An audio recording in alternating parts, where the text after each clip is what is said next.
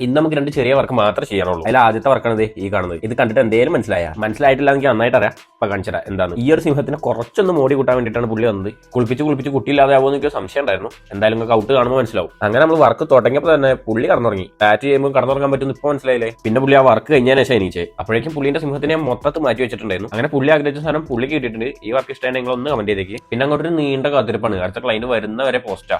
അപ്പൊ നമ്മളെ ക്ലൈന്റ് ആണ് എത്തിയിട്ടുണ്ട്. പുള്ളിക്കാരിക്ക് ഫിംഗറിലാണ് ടാറ്റൂസ് വേണ്ടത്. സ്റ്റെൻസിൽ ഒടിച്ച ഒരു മെനയില്ലെങ്കിലോ എന്ന് വിചാരിച്ച് ഞാനത് മൊത്തം വരച്ചാണ്ടെടുത്ത്. അങ്ങനെ വരയും കുറയും കഴിഞ്ഞ് നമ്മൾ വർക്ക് സ്റ്റാർട്ട് ചെയ്ത് കൂട്ടത്തിൽ പുള്ളിക്കാരി നവരസങ്ങളും സ്റ്റാർട്ട് ചെയ്തു. ശൃംഗാരം, കരുണം, വീരം, രൗദ്രം, ഹാസ്യം.